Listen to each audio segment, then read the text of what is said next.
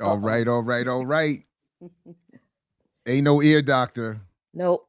No. So there's no special greeting. So the best I got for us is that this is us, Kim Brown, Jackie Lukeman, Jared Ball, the Remix Morning Show. Remixers, come on in, like, share, subscribe, join the channel, support the platform.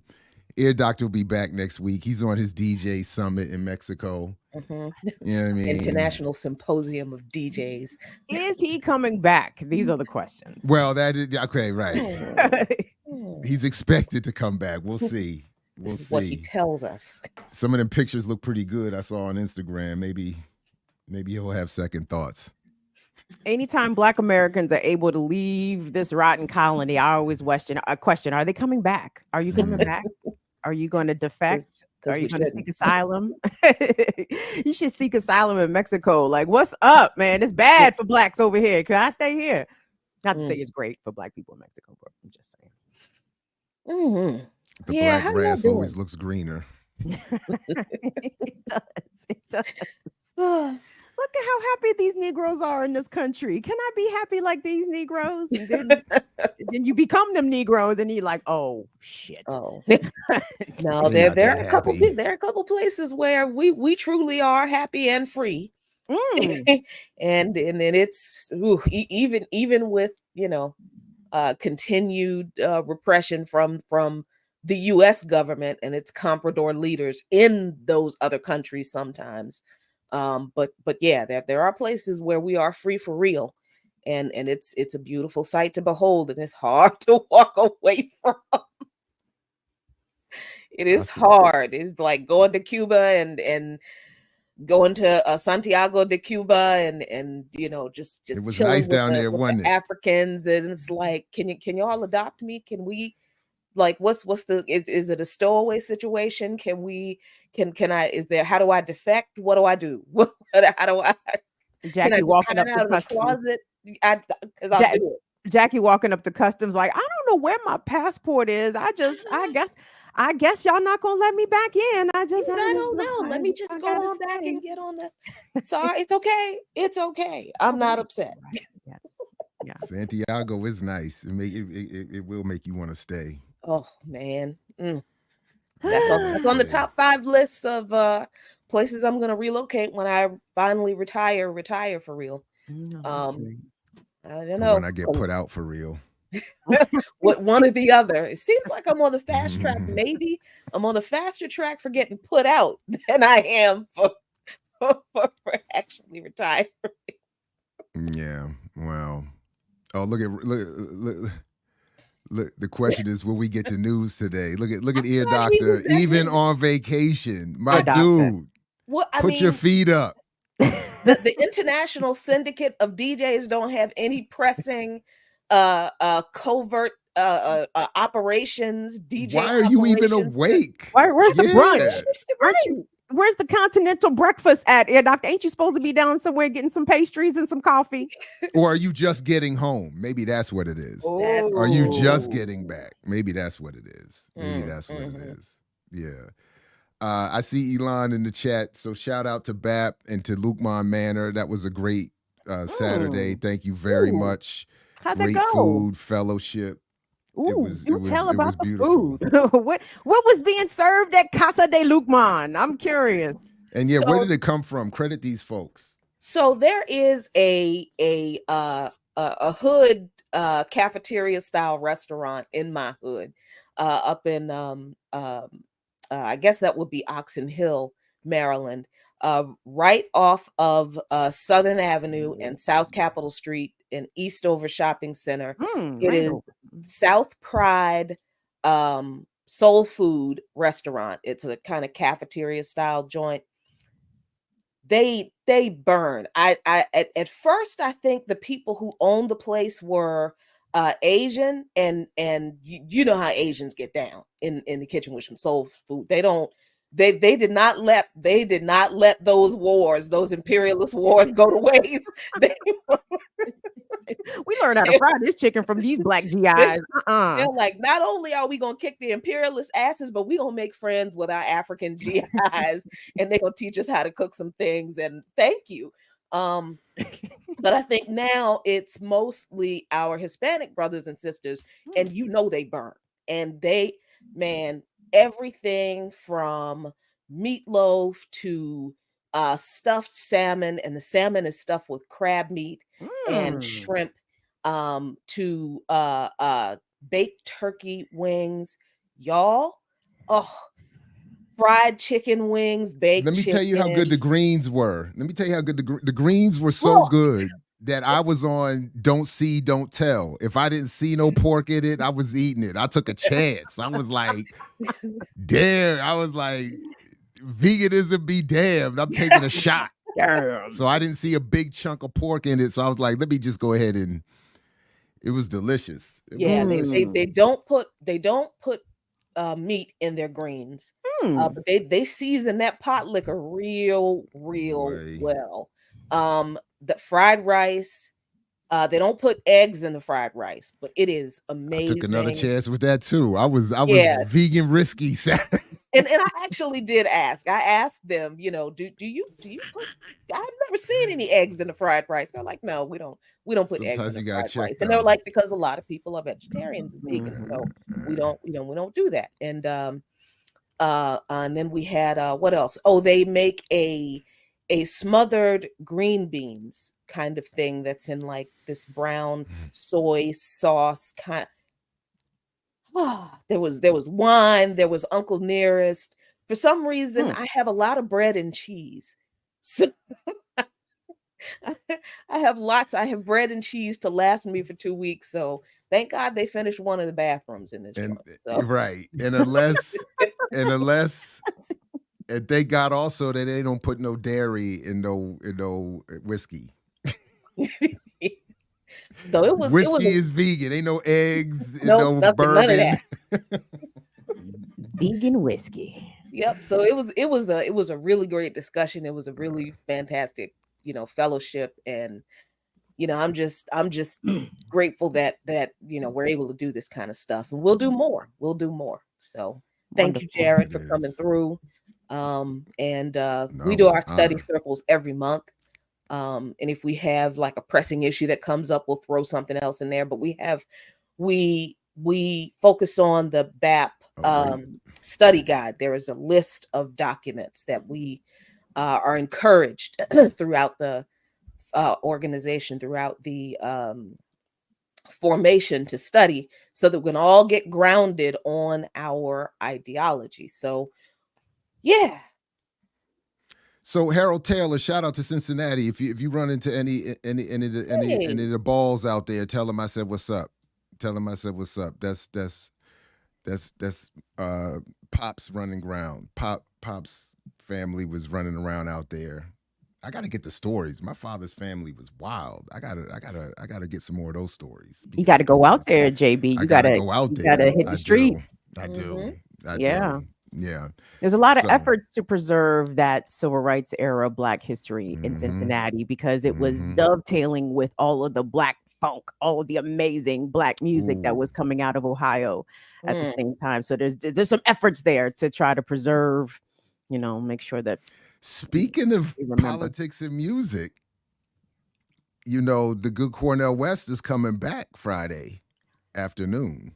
Is he? Yes, yes, 4 o'clock he Friday afternoon. So I know On the it's heels of some good news. Did you guys see the? I need to confirm it, but I which think good it was news. Cornell's polling pretty good out Oh, here. so Cornell's got some poll numbers out here to sit on. I said, "Oh shit, 7%, 9% in 2023, my Mhm. nigga. This is something to build on." and if I can do this, let me show you because this also came up. Let's see. All right, let me do it this way. Let me try to get it. Because to your point, Can we call it the BPM bump? Is that fair? so Call it the Black Power Media bump, my Dr. West. daughter, sorry, my bad, my bad. No, My no, no. youngest sent me this yesterday. Interesting. And so apparently in their class, they are doing those, take one of those tests and see which candidate lines up with your politics. Oh. And this is how my youngest turned up. And I said, So read but you that know, aloud. Tell us what we're oh, seeing. I'm sorry. Apologies. Right. So the candidates. So it came up for her that here are the candidates ranked from most to least similar with your beliefs. As Kamal, what's up, Kamal? Peace, Kamal. Joins us. Hey. Ain't no ear doctor special intros this morning. My bad. Kamal Franklin. Hey, that's better. Okay, now I feel at home. All right, there we go. So she took this test or whatever they do in the classroom, and it said, and they said that 94% of her beliefs match up with Cornel West's, followed by 93% with Marianne Williamson, 89% with Biden, and 87% with Ryan Blinkley, which I was like, what's a Ryan Blinkley? Exactly. A Republican. So I was little. So the very first thing I said was, is where's Claudia's campaign? The school is this is shady, because I know Claudia's campaign, you would line up perfectly with blah blah blah blah blah, but that wasn't an option. So. But then I said we need to I got to talk with her some more, because how is this Republican even showing up on the list? I was mad that even Democrats were showing up. I was like, you're supposed to be left for all. You're supposed to break the machine. It's supposed to say there are none apply. There's none applicable. I look at something like that, and all I see is a psychological test to identify young subversives at a young age. Like, okay, you know what I'm saying? Let's see who's going to be a problem in 10 years. There you go. That's probably what it is. No, that's slick. What time? So did they ask them a series of questions? She said it was a long, so that makes Kim's point even more legit, because she said it took a while. It was like a lot of questions about. And she said a lot of questions asked in different ways to try to get you to see how you are. Wow. So did they ask about Palestine, like world events? I don't know. I didn't ask her about. I don't. Did they ask I didn't get enough. Building on settler colonialism. No.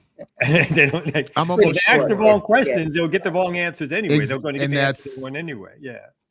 So that's it. I didn't see the method. I didn't see any of the questions, or I just know that Claudia and the PSL were not on there.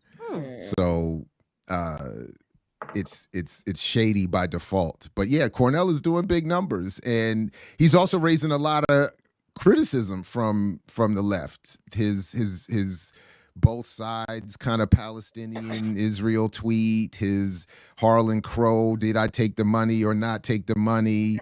You know, there's so there's some things. So so when he's here Friday, and I haven't had he's coming back Friday, so I haven't had a chance to share with anybody on the platform. I don't know if anybody wants to join me. I don't know what we're doing. That's what I was thinking, Kamal, but I don't want.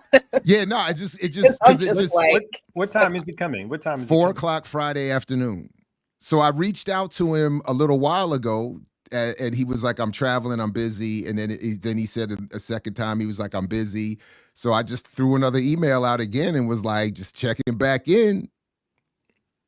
And he said, I tried to get him on EYL, but he said, that's too early for an LA. It's 6 a.m. out there, or 5 a.m. out there, and or 6 a.m. because I asked him to the 9 o'clock window.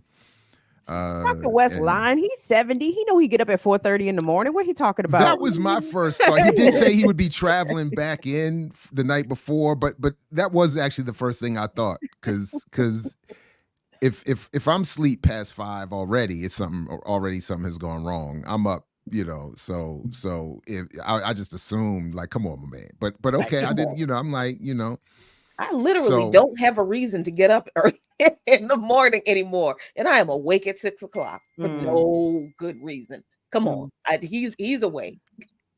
So I do want to. So I wrote a quick out. So we set it up yesterday, I think, sometime yesterday, and then I wrote a quick. And in my outline of questions that I just threw together, just off the top of my head, that I know I want to bring up with him, are. Where's my list? But one of them is Ajamu Baraka's critique and plan. I want to hear what Wes. I want to try to I'm going to try to get the clip and where Baraka lays it out, or just quickly recite it for him. Be like, he had a plan for you to win. How does your if idea beat that? If he stayed in if he had stayed with the Green. Okay. So that's what I want to ask Wes. Like, so what is how does your plan defeat that? Like, what was I do want to ask him about that? What went into said that? According to the plan you heard, you I was moved by it. You was moved by it? I was at least moved by it. But because the way he laid it out with the again, West's popularity, the breaking up of the votes because people are going to be not interested in voting for Biden, Trump, and whoever is going to divide the Republican. It sounded good. I see you, but I'm just saying the way Baraka did it, that's why I need to get the clip of him doing it. I need to see the clip of him doing it too. Yeah, because, and if anybody finds the clip before I do, please let me know because I want to get a good summary from him, like a timestamp, if anybody finds it before I do. And I think a part of that is really important that shouldn't be dismissed is that Cornel West, I think, would have presented a major alternative political party with the ability to make inroads in the Black community that they just haven't done before, that, you know, for reasons for reasons. And this is something that Ajamu has been talking about for years, since, you know, other Black folks in the Green Party have been talking about for years. And Dr. West was, I'm not going to say the last best chance, right? But he would have been, his campaign in the Green Party would have been the current best chance to get Black folks into an established third party apparatus. So even Ajamu doesn't say Ajamu. He says Ajamu. Because everybody else says Ajamu. Oh, I know. Okay, just to make sure. But now I'm stuck. It's like really like it's become a thing. It's like it's I would have to consciously say Ajamu now.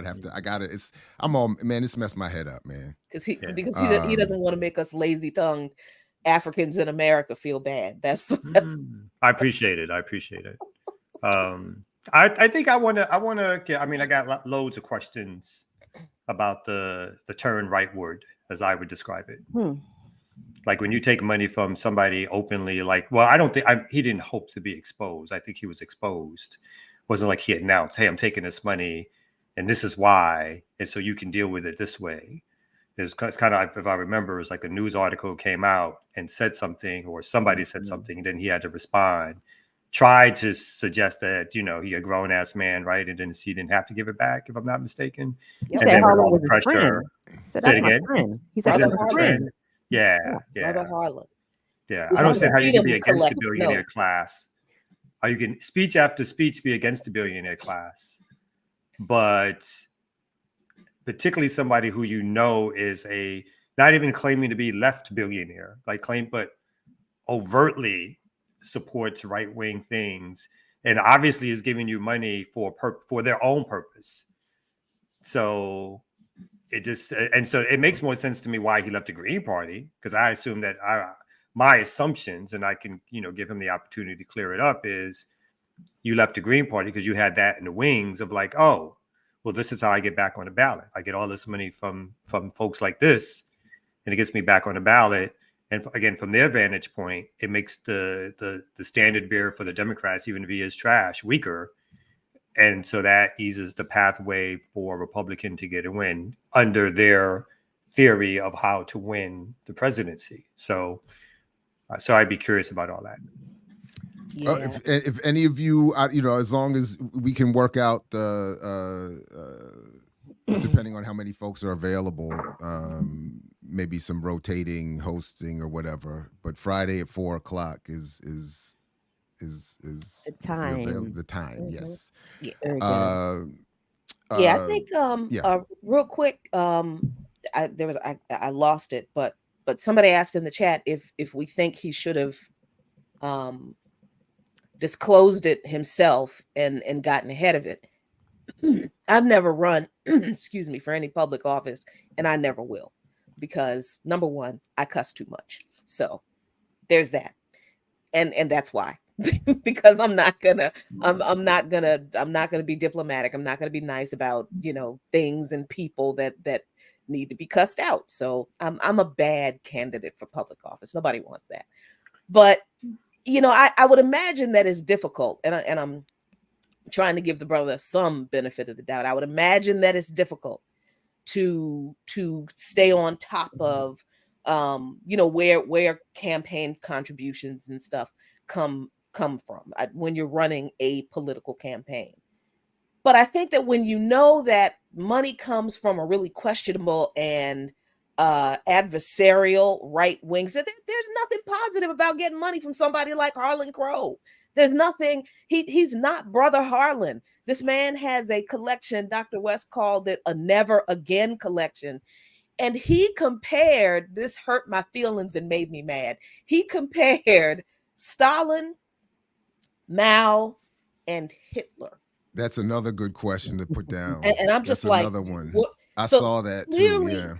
Yeah. clear anti-communist kind of ideology. But then he said that in the context of this collection that Crow has that he calls a never again collection of memorabilia from these so-called dictators. And I guess I'm not sure why anybody would have any memorabilia from Hitler in a collection. What do you need a piece of memorabilia from Hitler to be reminded that you should never genocide people again? Really?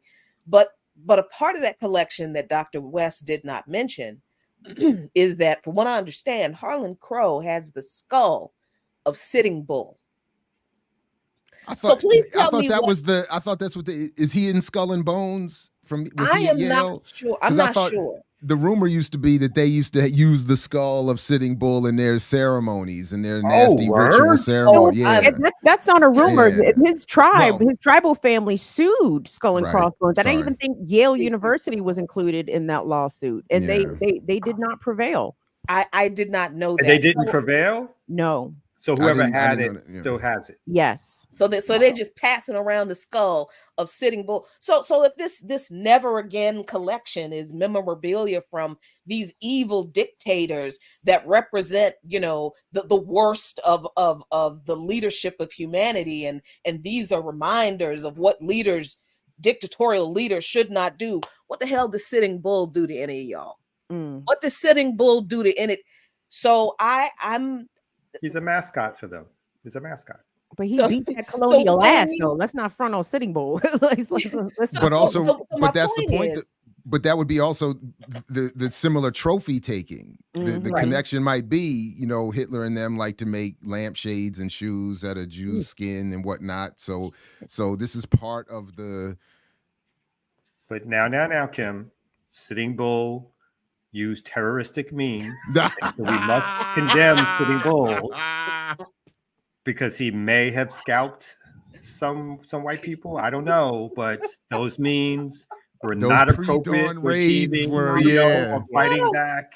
There's a way in which he did not do it the proper way for fighting back. We do know there was some excess in Western expansion, but they had to retaliate against Sitting Bull. I love that. Some for excess. His onslaught of terrorist actions against the settlers back then. So if you were in the press of the day and didn't say, "Look, we condemn the violence on both sides." Exactly. I did not hear that from you, Kim. Yeah. Speaking of violence on both sides, there's no. What are you talking about? There's no. Come on, violence. I don't know. Oh, yeah, say it again. Say what? Gone. My bad. Yeah. So we were waiting for you to come out. We were trying to clear the floor. Yeah, we were just waiting for you to show up. Yeah. Tell me when I can go. You can go. So over the weekend, when I'm on traveling, I get me a text message or DM from Nikki from RBN or whatever this dude is, who claims to be outraged and all upset because he says we talked about them or had unhinged comments, whatever like that. So just from from one level, as I get into it, I've been nothing but comrades to these folks who I really don't know. They've asked me to be on their shows. I show up on their shows. When they someone asked me to get on their show, I hooked them up to get on their show. All my conversations have been cool, calm, and collected. So I've had no real beef, even if I, maybe there been some things about them I disagree with, blah blah blah, but no big deal.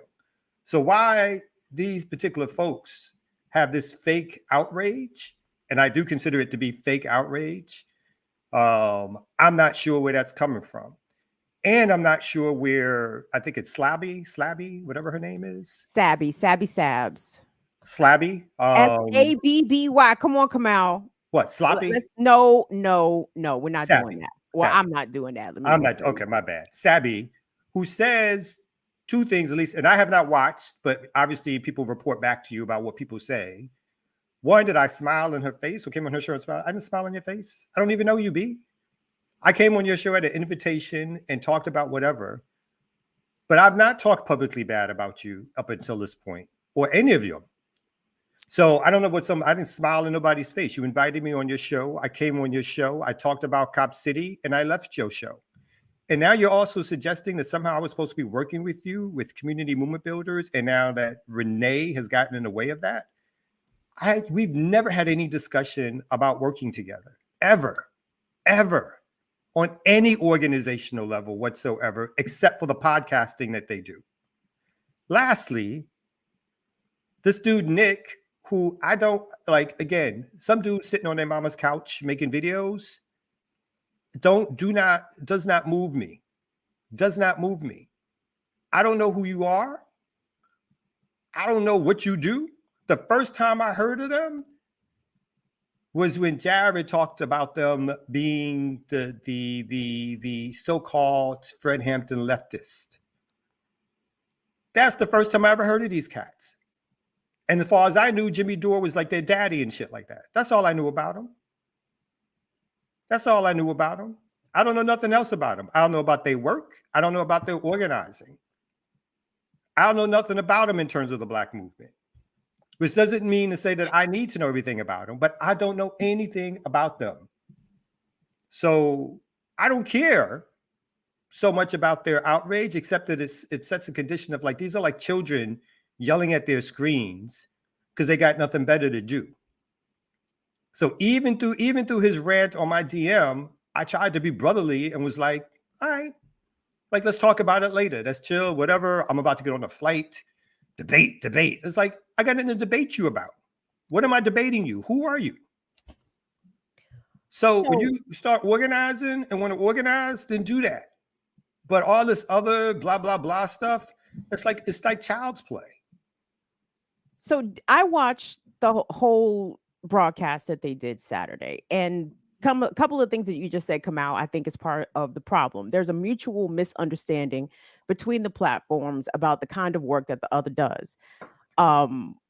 People over here don't seem to know the kind of organizing that they do over there, which is very heavy in mutual aid. They do political education over there.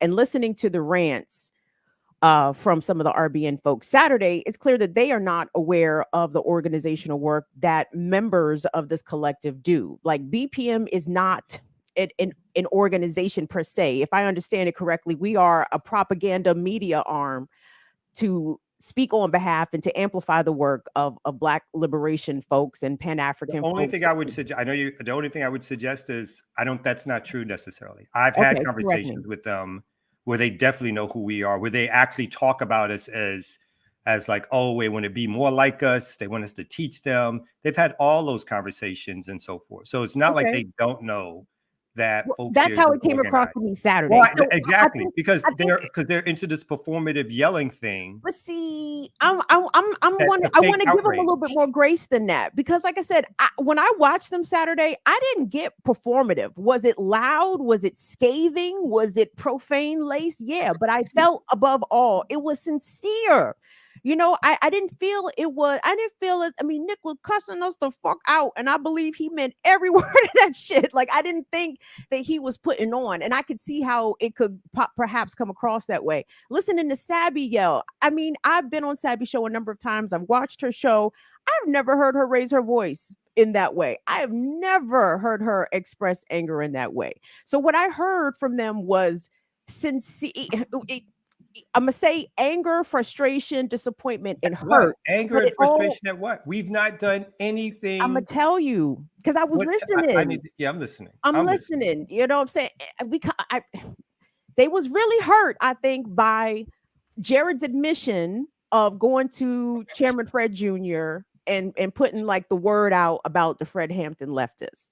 From and I may be wrong. This is how I interpreted what they said Saturday, especially coming from Nick. He was referencing. He basically felt as though they got told on. And I know Jared wasn't the only one to go drop such a dime, but to my knowledge, Jared's the only one to come out and admit it publicly, right? And so in all the name calling, Jared's a snake. I'm like, well, contrarily, a real snake wouldn't come out and told you what they did. You know what I'm saying? Like a real snake would have did that shit all under the cover of darkness and would have just been shrugging his shoulders. I don't know what happened, but Jared came out and said what he did. And I think that was not only infuriating, but again, I felt a tremendous sense of disappointment. JB Font from RBN on Saturday, he conveyed a sense of, I guess because they are younger and there was a lot of reference to old during their That's reign. probably the only thing they got right is that I am old. Well, So but that part I can't. I think they may have had some, I don't know, and I don't want to speak for them, but it sounded like they were disappointed that their older, respected comrades and organization wouldn't come to them directly and talk to them about the issues that we may have had or others may have had with them calling themselves Fred Hampton leftists. That instead of coming to them first and directly, somebody or others went to the chairman junior and dropped dimes, basically. Well, I'll let Jared respond to that real quickly. I've done nothing again but chat them up and talk to them. So from an individual point of view, whatever cursing or whatever that they think they're doing and whatever outrage, it's performative in my mind, because I don't know. When people start talking about that, like doing whatever they're doing or whatever, and it's like, I don't know you. I don't know nothing about you. I don't know about your work. I don't know about your family. I've never met you in person.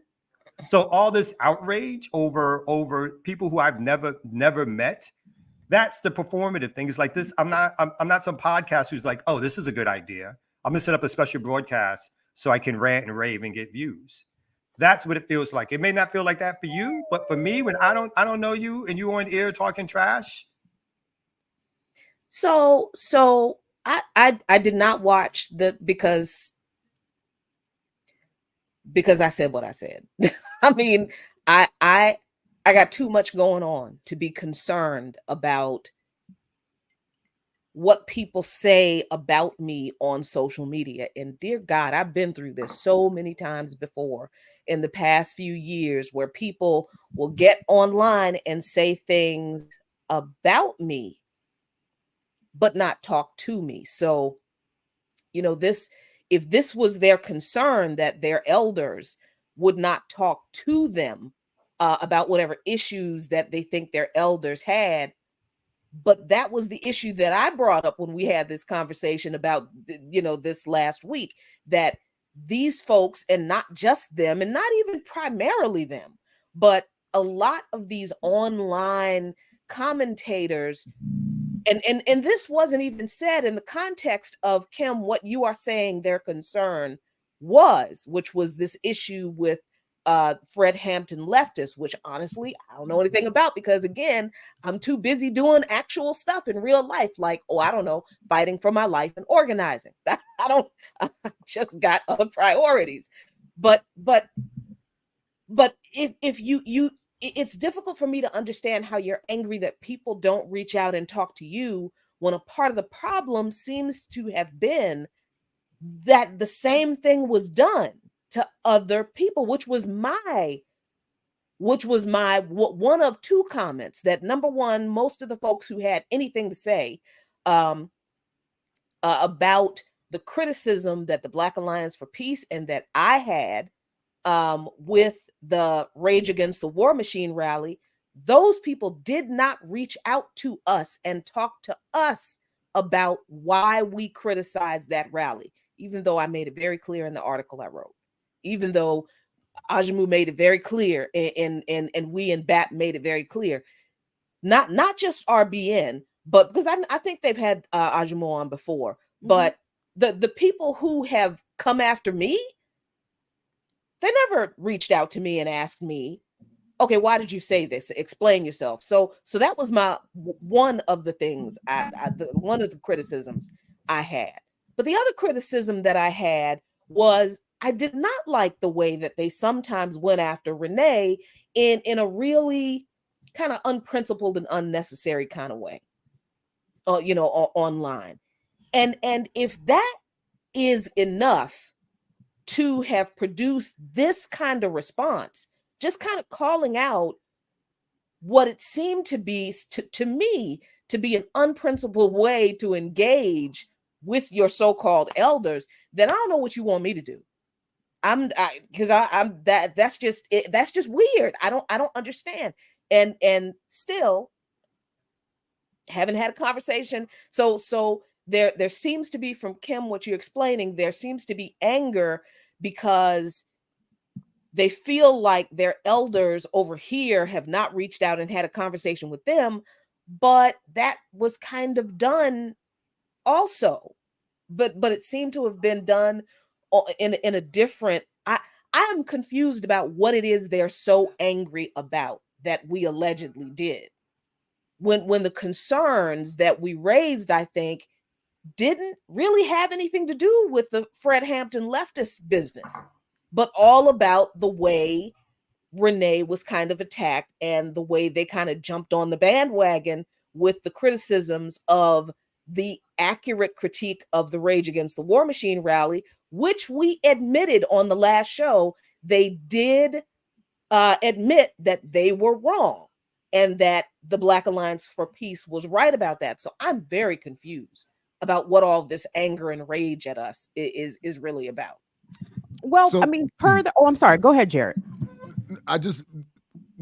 Initially, I would just want to say that I just want to clarify with Kim some of the way you're framing it, that when you use the line "drop a dime," like to suggest that I was snitching. No, that was their suggestion. Okay. That's the way that they characterize it. So let's clarify what snitching is and isn't, just quickly. Snitching in its original political sense, as I was raised, was connected to people snitching on organizers, organizing labor unions against corporations.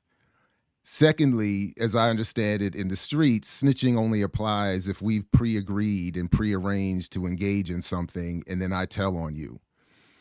What happened with Fred Jr. was not me dropping a dime. It was in the context of us talking about the Judas film. So this is a year or so ago, at least. On the side of a conversation, this came up. And I even think, if I remember correctly, he was already raising questions about this, and I just gave him my 2 cents. So this idea that I was working with RBN in collegiality with them and then snitched on them is wrong. The idea that I just went after them to Fred Jr. is also incorrect. And it also happened, again, I'm not clear on their timeline, but this also happened a long time ago. Now, I brought it up again more recently, only in the context to Jackie's more recent point around their wildly abusive public verbal assaults on Renee. So it was just in the context of that I said that this is maybe one, I don't remember exactly what I said, but that this is the reason why I would have reached out to Fred Jr., because this is the kind of behavior attached to what I saw as a public display of their politics that I think does not comport with a Fred Hampton label. And therefore, now, so the only other thing I would want to add, at least initially, is that I don't think everyone on these public platforms owes everyone they have a public critique of this. I need to reach out to you and have this conversation, especially if the criticism is largely, and I know I have my jokes here and there, but is largely principled based on politics, is not personal, and is not name calling. I don't think you need to go reaching out to everybody to say, hey, do you know, especially if you don't know them. especially if you're not making that criticism or critique the focus of your work, and it's something said in passing. So the other thing in terms of the timeline is that because I thought this, I've heard this came up outside of what I don't know. I'm hearing all this secondhand. That Kim, when you had Nick come on here during their banning, and I participated in that, it was raised that why didn't I raise a criticism of him then? And I think he called me a coward and a motherfucker and all this other kind of stuff. But I think you explained that. You said that. Well, I don't know if I just want to be clear. I don't know if, but the whole point was I'm not going to be critical of somebody while we're hosting them in solidarity with their platform being banned. It's not a time. It's not a time or place. And plus, I didn't think it was that serious. I didn't even really take it that seriously. So that would be why I didn't feel. But the reverse though, again, I'm not clear on their timeline. Is that no one reached out to me in the year or so since I reached out, that I had this conversation with Fred that has allegedly upset them so much. As if I have that level of influence over Fred Jr. Let's not act like me and Fred. I mean, I don't think I've spoken to him since then. So it's not like, so it was, again, yo, have you checked into this group with your name, with your father's name? Are you on board with that? That was it. So, but then lastly, I'll say, because a couple people have reached out about what are you going to say in response, or don't you want to sit down with them? Listen, whatever mistakes I've made up to this point, and I'm sure there are plenty, I've never called anybody out their name. I have never tough talked on the mic and publicly done things that in a personal public set, in an in-person setting, could be misconstrued and inviting of certain response. I've never done any of that. And once you call me out my name like that, it's all good. Have your fun, get your clicks. But when there is no post involvement with that. So it's all good. Enjoy yourselves. I wish them the best. And to the extent I see or confront their work, I will continue to offer up whatever criticism I think is necessary. But in terms of let's build and heal and all this other, if you were legitimately involved in liberationist politics and principled organizational struggle, this mutual aid, whatever they're supposed to be involved in, there is zero chance, per my experience or estimation, that this would be your response, even if you were right in our mis or inappropriate public criticism. This would not be the response of someone actually trying to be seriously engaged in real grassroots politics. Because again, until I got in these YouTube streets, none of this has ever happened. I have never seen any of this anywhere. So when questions of performance and this and that come up, it makes sense to me. But other than that, I just don't understand that method for organizing. That at first criticism, at first disagreement, we go straight to, I'm calling you out in a way that. But see, that's not how they were taking it. Again, like I said, I watched the whole thing, and they have felt, and I don't even think erroneously, that there have been subtle shots taken at RBN from this platform on occasion. They may have been indirect shots, but they've been shots. And they claim that, they have been aware of these shots, but they was just, letting it roll until and part of, I think, what they consider to be a smear from Black Power Media. Again, and hold on, I'm getting ahead of myself. To be clear, Jared, I said snitch and drop a dime. That was my characterization. What Nick said, he called you a Karen. He said he basically was like, he went to Fred Jr. like he was going, like Fred Jr. was my manager. You know what I'm saying? Like his supervisor. He called you a Karen. I recharacterize it as snitch and dropping a dime because that's how I interpret it. So I don't want to misquote or make it seem as though I'm either are just as bad and I know, but incorrect. I just wanted to be wanted to be clear about that. Yes. But the notion of they were upset about the allegations of a cease and desist being served upon them pertaining the use of the name Fred Hampton leftist. They deny that they were ever served with a cease and desist. So I never said that though. I know you didn't. You didn't. But I mean, but there are these finer points of distinction that we may be overlooking here that they are taking very seriously. So I don't. But again, I don't want to dismiss their anger, because I look what I saw Saturday. I saw me at 30 and 35 raging against the fucking generation ahead of me that I felt was either being gatekeepers or trying to block or trying to put a bad word out to me to some other people I may respect in the same field or whatever. It was part of that was a generational rage, because I was like, how come every time they keep calling us old, I'm not getting mad? I'm actually smiling I'm not mad about at it. And I being called old. I recognize it. I'm like, but I've never called that rage. I never called anybody older than me a coward motherfucker and a Karen. I never Never? said any of that. In Never. your life when you were And 30, 25, never. 25? And never, and never, and never, fight with somebody unless I want to fight. And never, and I literally mean never, in any setting where they would have been meant to hear it, or where they would have been where I would have said that as a precursor to some sort of public. I would have never, if I ever said, and I don't even think I ever used that language privately, but I would have never gone on any public platform and called anybody out their name. It is perfectly enough to say, here are the politics X, Y, and Z represent. Here are the actions X, Y, and Z have taken, and here are the problems I have with that. That is perfectly fair game and appropriate. Going beyond that, because in the context of struggle, look, I even said I adopted Kwame Ture's version where I don't even cuss in front of the people, and particularly elders that I want to build with, or that I've ever had respect for, or that I even don't have respect for. I don't even cuss in front of them. So maybe the generational thing is, I don't know. This is but that just is inappropriate. That's I have never what I have said. Now, I do want to clarify one other thing, because I was put onto something that just to be fair to them, that when I was saying that no one has ever reached out to me. So if they felt that there had been shots taken, Nick certainly didn't share it when he was on our platform talking about the banning. I never got an email or a message saying, hey, Jared, what's up? What's up with the shots? Why don't we talk? I never got anything like that.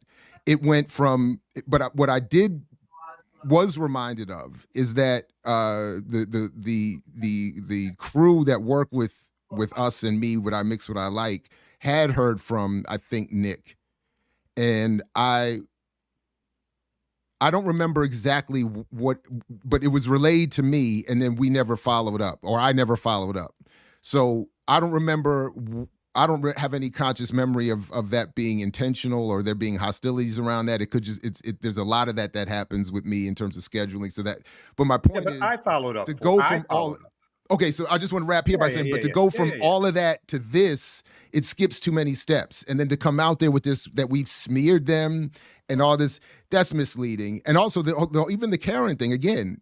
What in a conversation that's already occurring with Fred Jr., I think it's perfectly appropriate to raise, are you aware of this group rocking with your father's name and without his politics? And I stand on that. I have no problem with that. And if he did or didn't follow up with them, or how he did or didn't follow up with them, has nothing to do with me.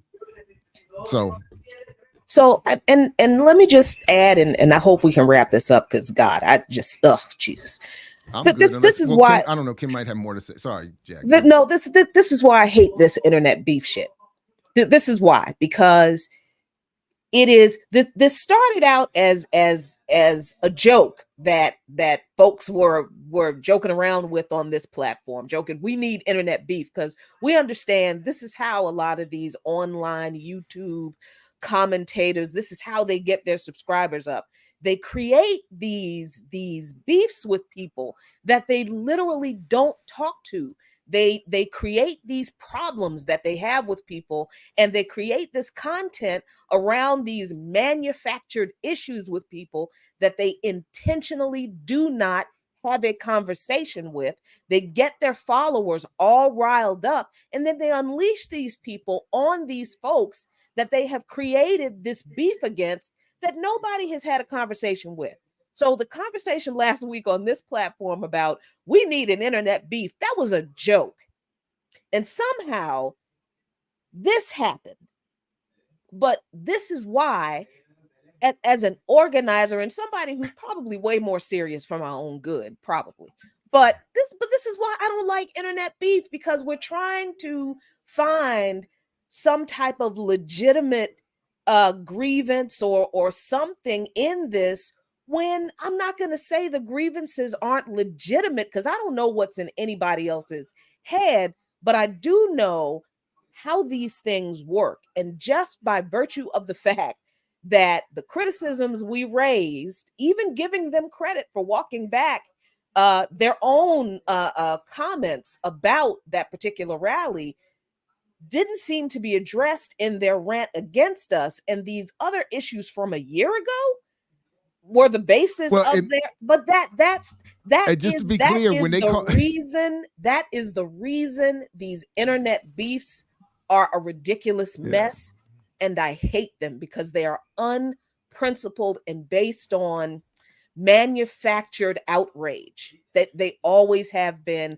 Because if there was never a conversation had about these things, what is the purpose of doing this? No, I the only other thing I wanted to note is that part of my criticism was that I thought, yes, they have more subscribers, and I think that has a lot more to do with their right word politics and their white targeted content. And that's what I've noticed, what I thought was funny. So if I'm being called a Karen, I do think that is a little bit funny, because a lot of the handful of people that I've noticed that have gotten at me on their behalf on Twitter have been white, or white facing on Twitter, at least. So I think that's interesting. I've not had that many white hostile interactions on social media, maybe ever. So, but look, I don't know, Kim, if there were more. I on some level, Kim, I do appreciate the reporter, the reporter, the role I see you playing right now. I do appreciate that. I don't have, and again, I don't have any issue with principled criticism, or, I mean, a couple people have come to me and said, maybe you could have handled it better this way or that. And okay, I can acknowledge that. But I also will have to just say that once I'm called this much out my name, I feel like that exposes the truly fraudulent engagement on their behalf. That's an unprincipled exposure that I think. But yes, Ricky, you were one of them. Yes, Ricky was one of them, saying that this could have been handled better, and I could have maybe had a conversation with them. But I wouldn't. But my real point was, what would the conversation have been? That's what I'm saying. All I was really saying was, I think that their target audience and their politics are different. It wasn't this whole thing about smearing and condemnation, all that. Nobody, I don't, to my knowledge, none of us said don't watch their stuff. Nobody was working against them. Again, we opened up our platform to them out of solidarity when they got banned, the opposite of which I'm not aware occurred when we got our bans. But so I just,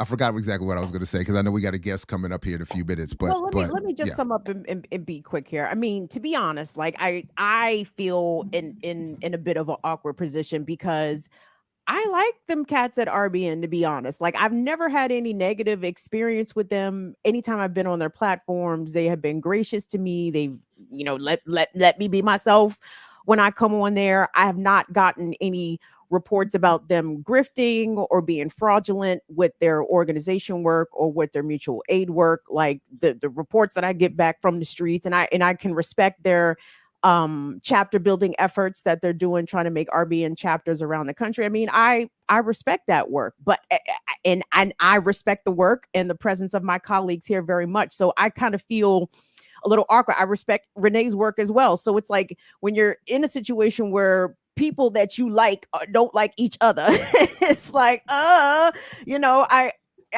can't choose sides, because I am where I am here. But if I could be any kind of bridge, and I can't even say reconciliation, because reconciliation would require a wanting to on both sides, and I don't see a wanting to on either side to sort of squash this. I mean, I guess we can remain, well, not we, but I guess the platforms can remain mutually indifferent to one another. But I don't want the beef, right? In the sense that I don't, like I said last week, I don't think it's good optics, period. Because by and large, I mean, there may be some nuanced points of disagreement of approach in particular politic, but I think by and large RBN and BPM are on the same side. Like, I believe that we are fighting for the same things and fighting, more importantly, on behalf of the same people.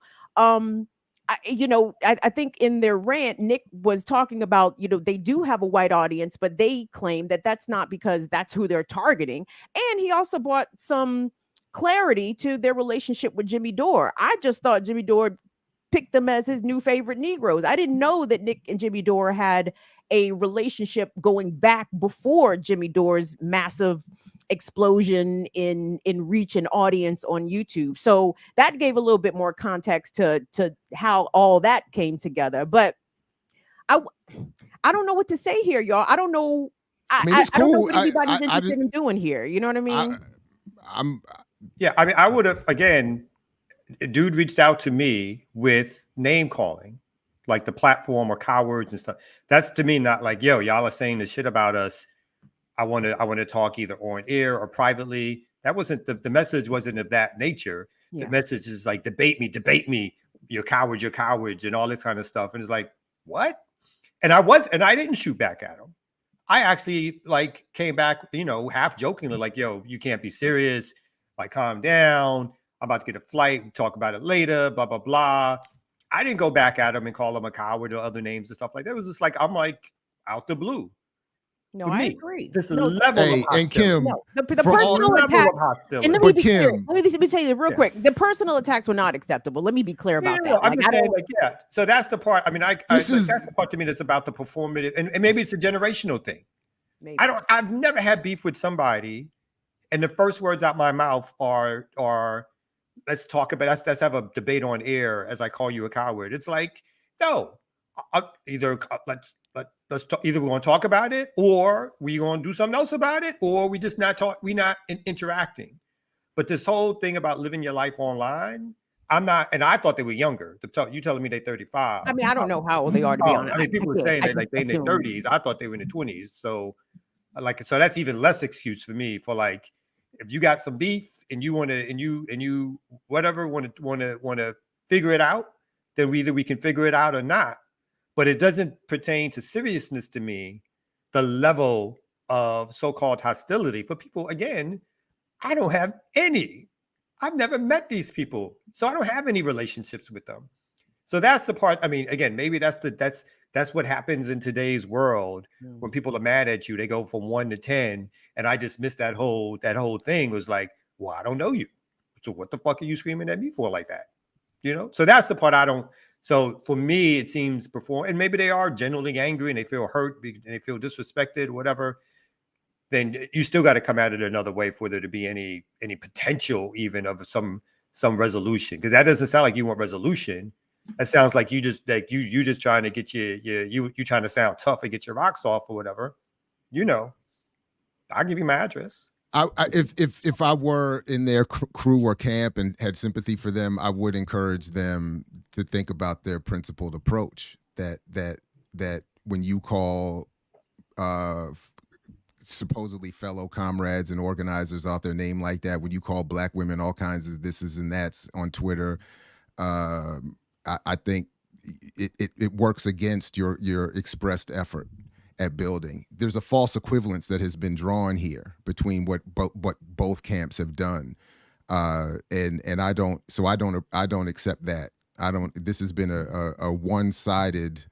They're Israel with Palestine. Yeah, there you go. Oh. So in this sense, that's absolutely. So on that note, though, I don't want to hold up our guests. We do have a special guest coming. Let's take a quick break, come back. We can always, revisit any of this if we have to. Otherwise, let's just take a quick break and come back with our special guest here on the Remix Morning Show.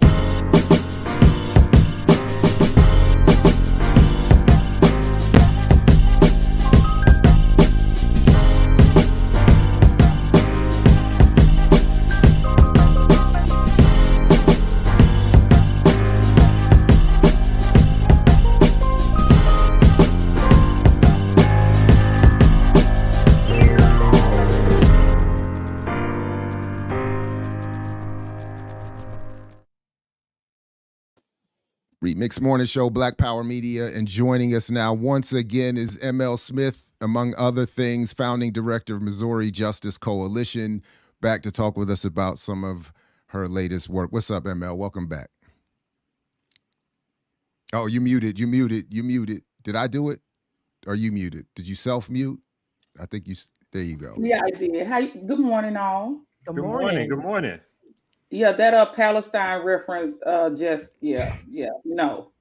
That's You Kamal. Yeah. you actually sound like Dr. West. Didn't he just say something about um he compared himself to Palestine and that didn't No, he didn't. No. the other when he was refuting the Nick Branner thing, he said something about yes he did. Go read the tweet. He said something about Oh no. basically yeah. Mm.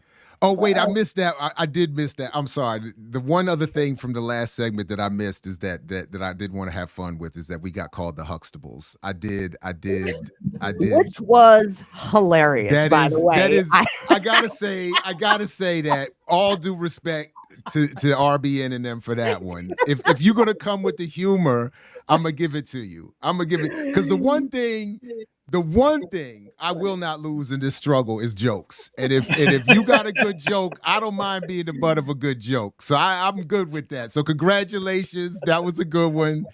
That's a good one.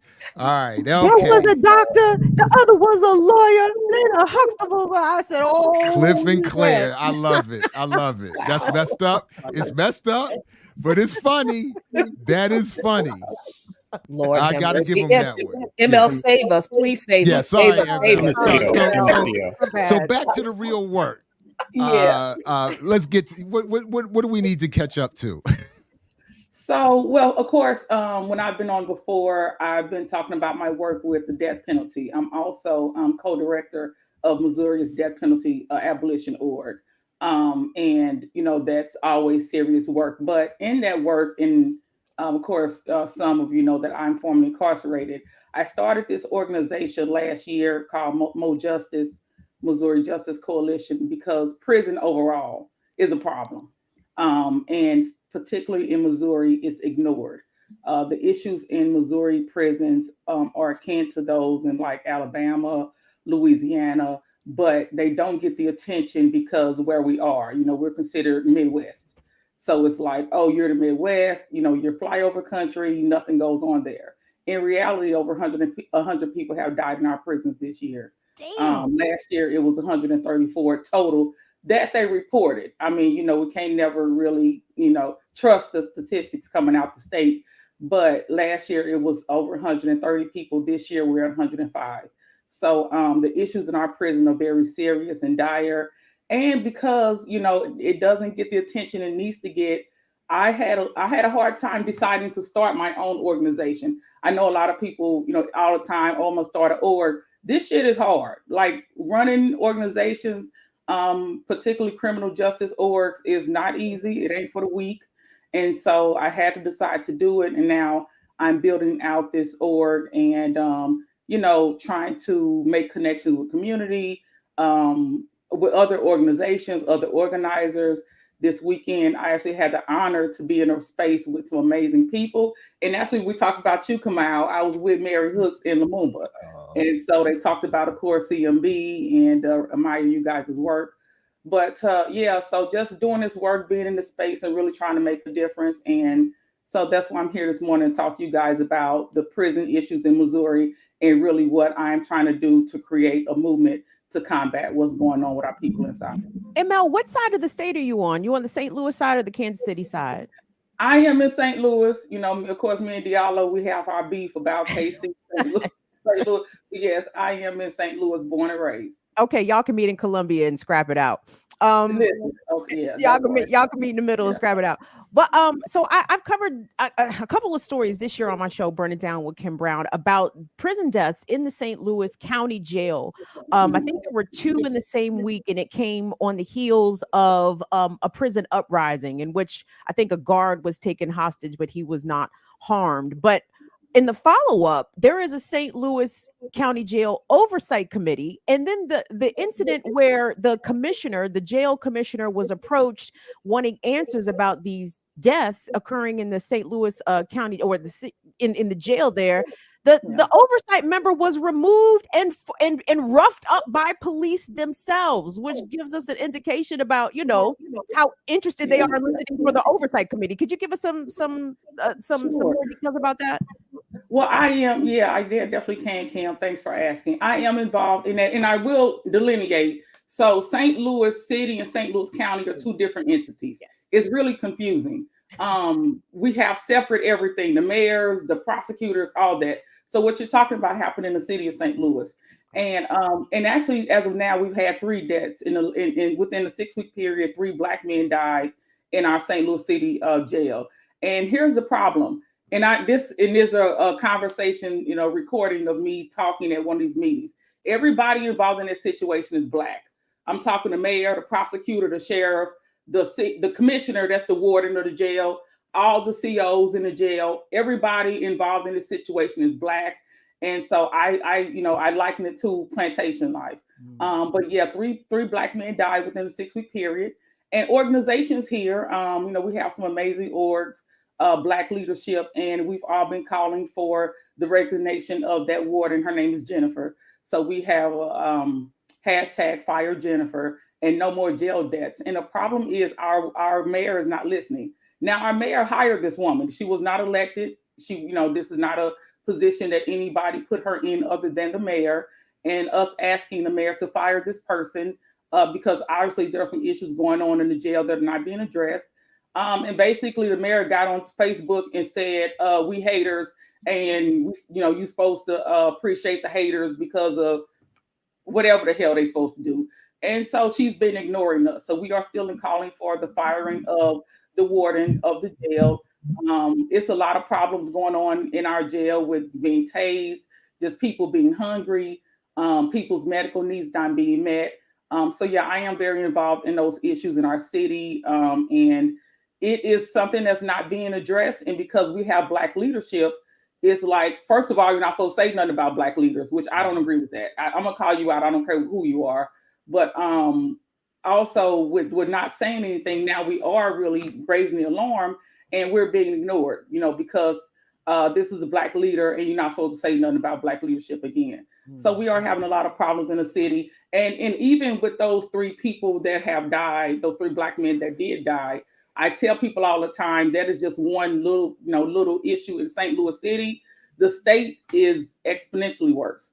Like I said, we've had over 100 deaths in our state. So our people are being dehumanized, mistreated, and killed basically within these systems that are actually supposed to quote unquote rehabilitate, which we know they don't rehabilitate, but that's what they say they do.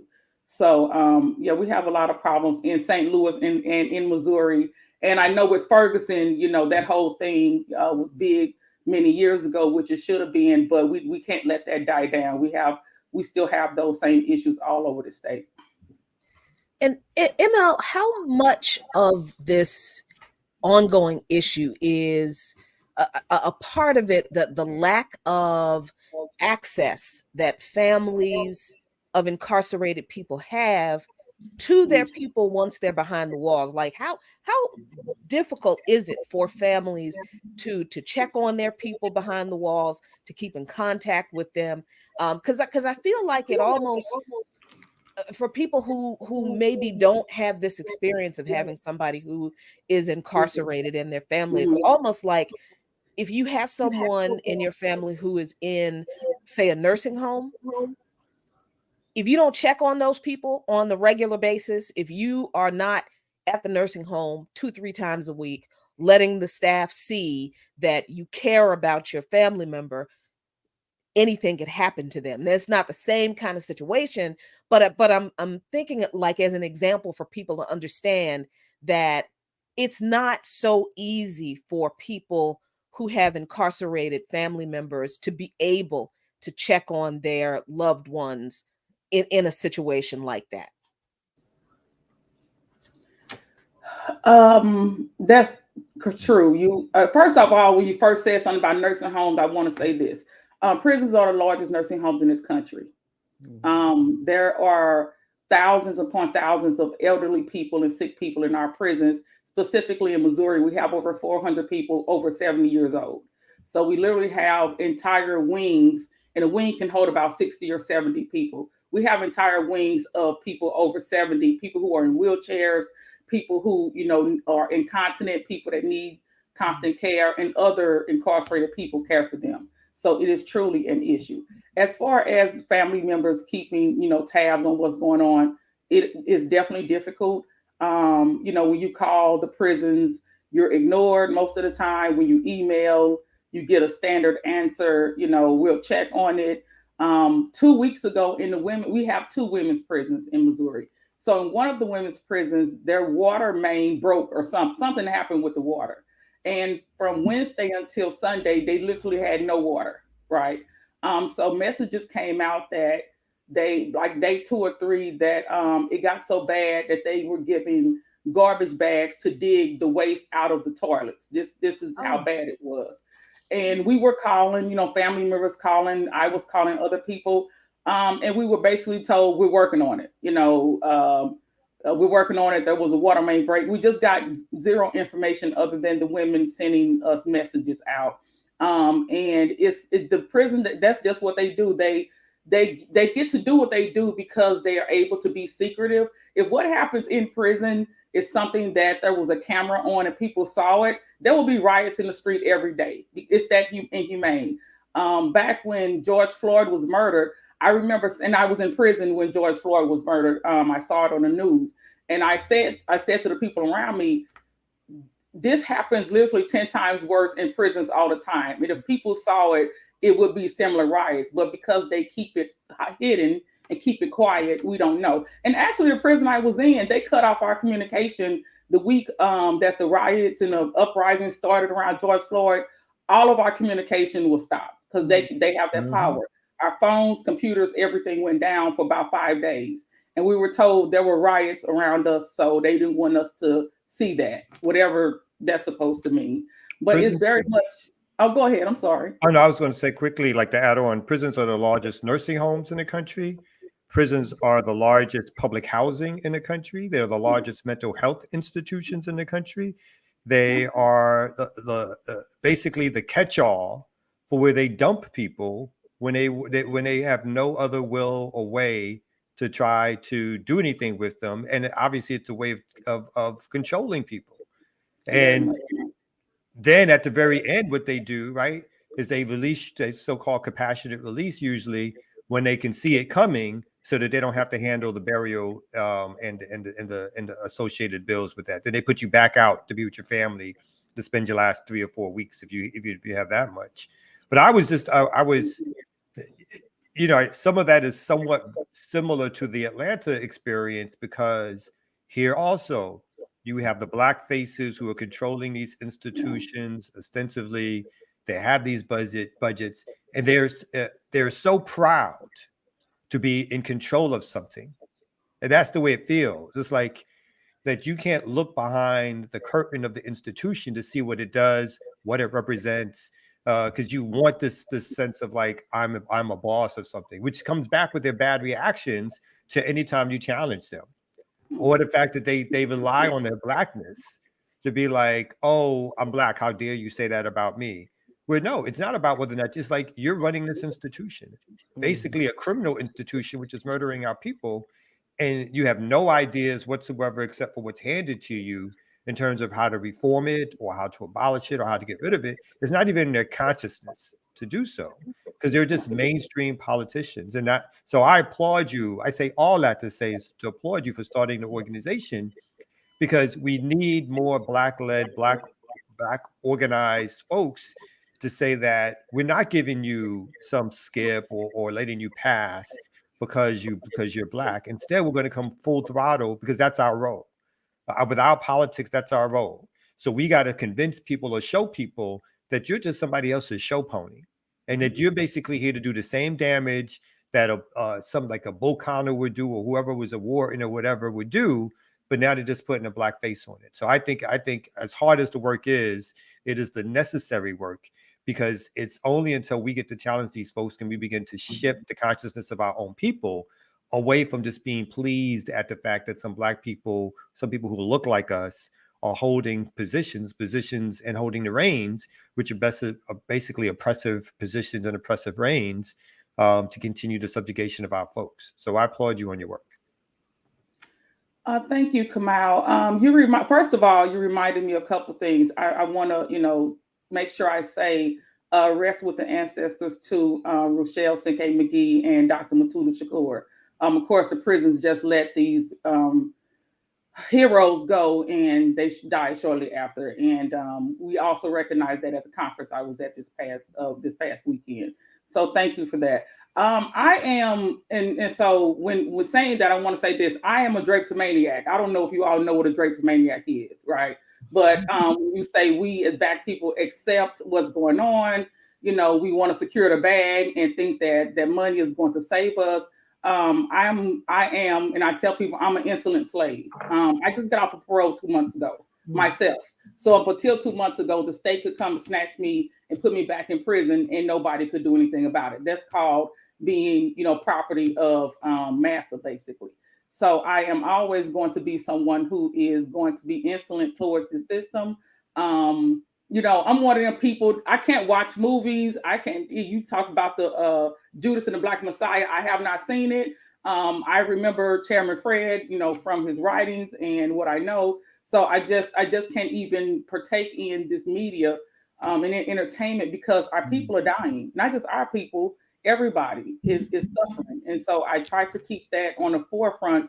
But with this particular work with the prison system, specifically in Missouri, I saw that there was nobody doing it. There was no established prison advocacy movement in Missouri. People die, and if it's in the news, it's a blurb.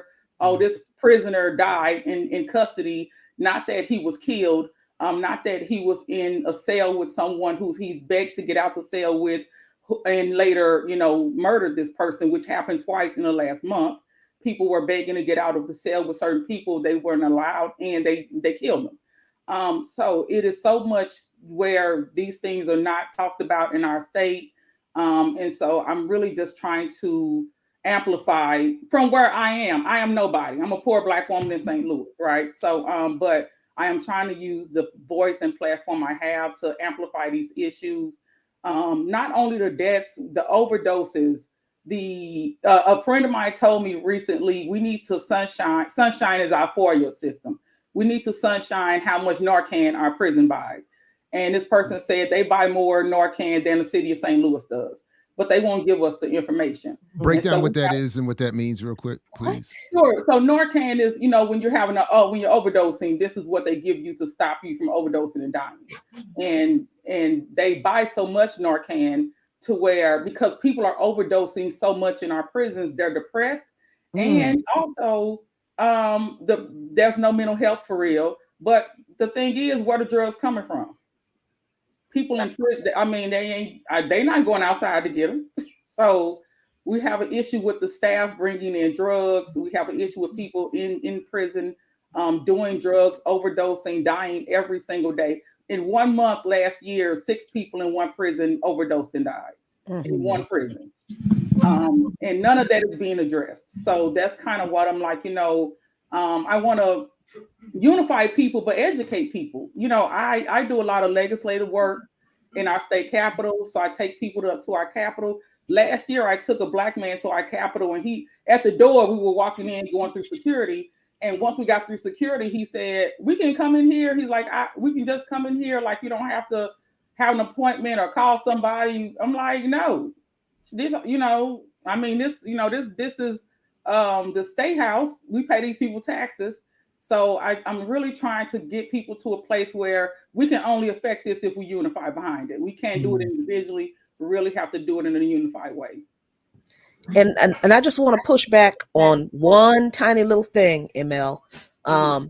Sis, don't ever say you nobody again. I'll never want to hear that come out your mouth again. That's the only thing I have a problem with. You are far from nobody.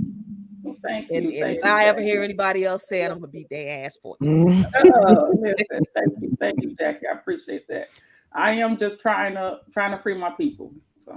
So ML, I know that I think there were a couple things you wanted to announce for us to share, and then I did also want to ask. I know while we do all this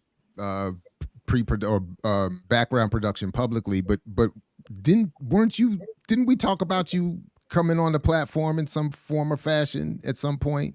Is that in process or some? Did that happen? Am I making that up in my head? What coming on when? I don't to work more routinely with BPM, to have a show or be more routinely. I feel like we had that? Yeah. Didn't something start with? Didn't we? Am I making it up, or am I just starting it now? What happened? No, listen. Let me tell you about you and Kalonji. Okay, let me tell you about you two. Tell them, girl. I talked to Jackie. There's a form on the website, and thank you. Yeah. Who checked the email? Who checked the email? I don't know. It's Dr. Ball and Kalonji. One of them, but both of them dropped the ball. Listen, ball. Ball dropped the ball. Oh, don't pile in here, Kamal. You couldn't check the email too. But yeah, so I did submit something, but I can definitely do it again. I want my thing is, and I get annoying, right? Wherever I go, I'm talking about prison. I literally will go to pride events, right? And the first thing I'll be like, y'all know it's gay niggas in prison. Y'all know it's queer folks in prison. Fault. Jordan's fault. Yeah, so I really want to like the background. Yeah, so the prison thing is my thing. Mm-hmm. Not only me, there are organizers in prisons. Some of the smartest folks I know are locked up right now, like legal minds, academics. My one friend, she is she's an amazing computer scientist. She and her team built most of the computer software programs the state of Missouri uses. There's so many smart folks. So yes, I would definitely want to do a show specifically centering prison issues. I get irritated with the prison wives and the love after lockup and all that shit.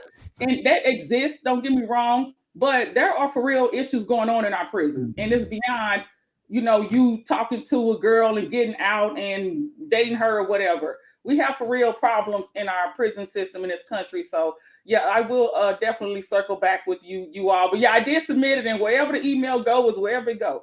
Okay, wherever twice. She submitted it twice because I told her to submit it again.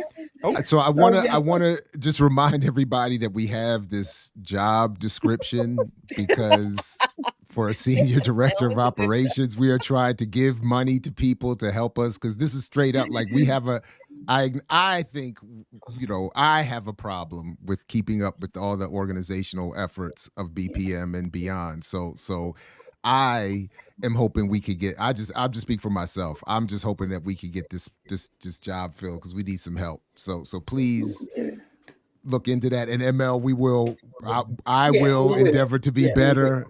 But okay, I love y'all. That part. I love y'all. Sorry about that, ML. It is Jordan. That's what I love it. And of course, I'm talking shit about Jordan's fault. Look, I'm talking shit about Kalonji too, but that's my people. No. It's Jordan's fault. There's somebody else named Jordan you don't know. All blame lies with him. Just to let you know.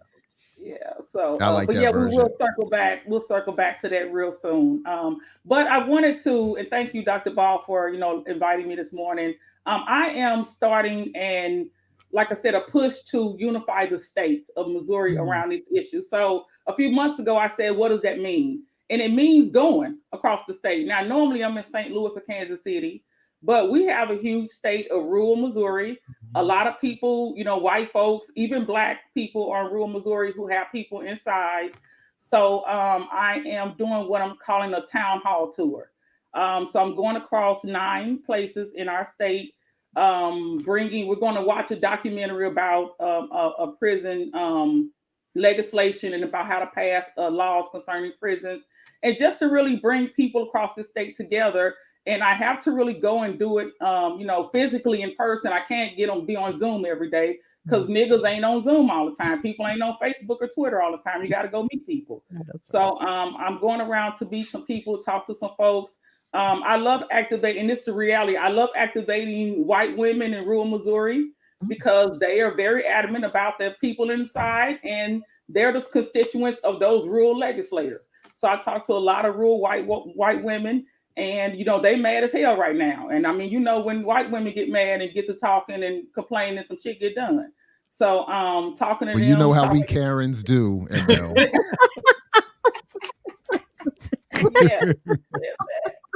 Yeah. So these are the places I'll be going when, and starting November 4th, and on the weekends, because I do have a job, right? I don't get paid for this one day maybe, but right now it is a passion project, and that's fine because it needs to be done. So I'll be on the weekends going to all of these places, talking to folks, having those conversations, and it is to get people ready for our next legislative session, because I'm trying to pull up. At one point, I want to bring 500 people to our state capitol.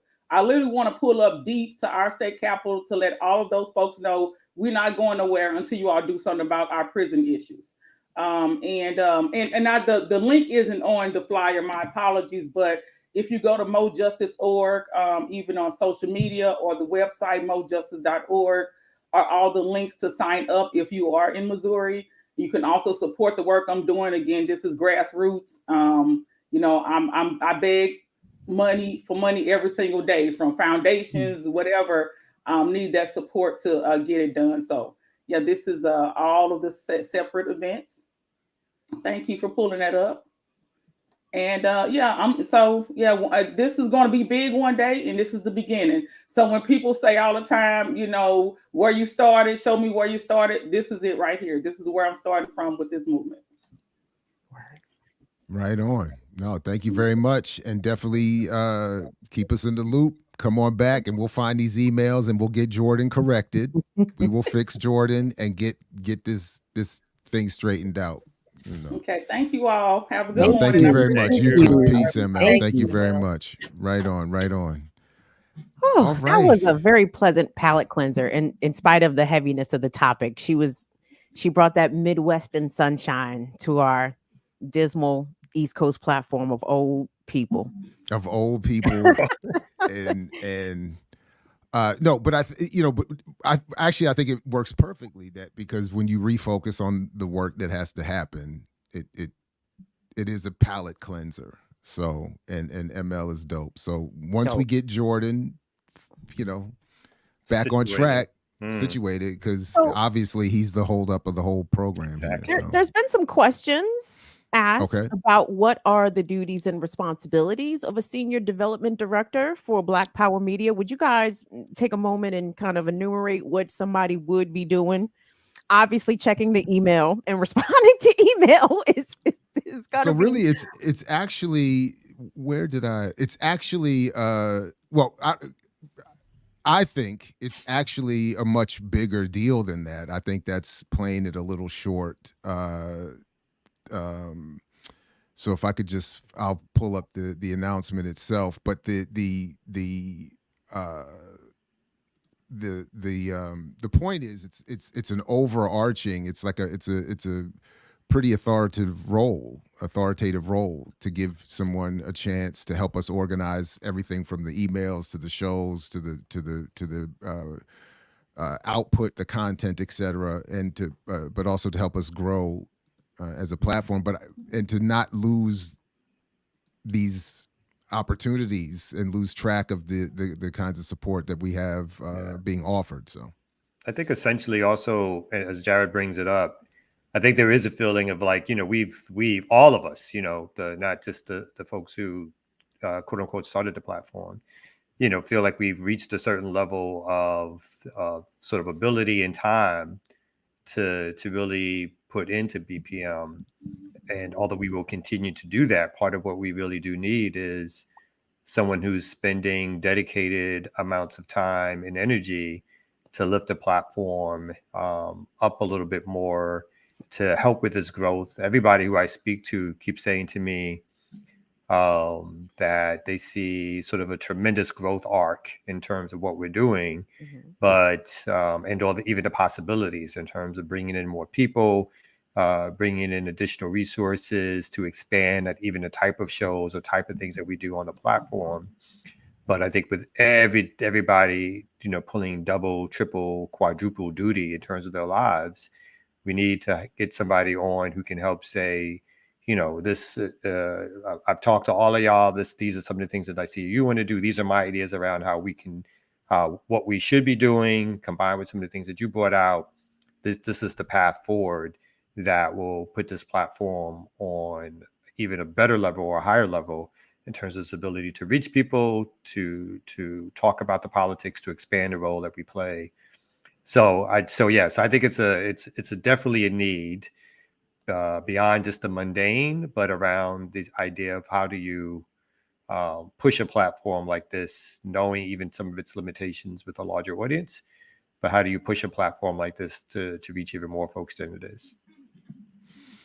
So, yeah, so it again comes with an initial $10,000 salary for 6 months, could possibly be expanded with a minimum expectation of roughly 15 to 30 hours per week of work. And the senior director of operations would report only to the board of owners of the LLC and would be responsible for clarifying and implementing the platform's vision and mission. The SDO would be responsible for overall management, organization, and growth of the platform, to organize BPM output, including but not limited to channel content, social media, and website. The position requires some background with contemporary industry standard multimedia editing platforms, Adobe Suite preferred, and we would provide access to that suite for those, for whoever is hired. Website development, social media expertise. The successful candidate will be comfortable discussing and working in an environment that involves Black politics, activism, radical theory, culture, media, and electoral politics. This work requires someone who is self-motivated and can ensure tasks are completed in a timely fashion.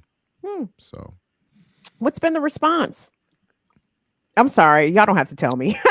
yeah, never mind. Honestly, I'm not entirely up on it. I think it's been a little bit sparse. But maybe no one's checked the email. That could be Jordan. Well, maybe y'all are getting a ton of responses. Ain't nobody checking the email. They're like, ain't nobody applying for the job. Could be 187 responses in that email. Jordan. But how would we know? How would we know? Jordan. How would we know? Jordan.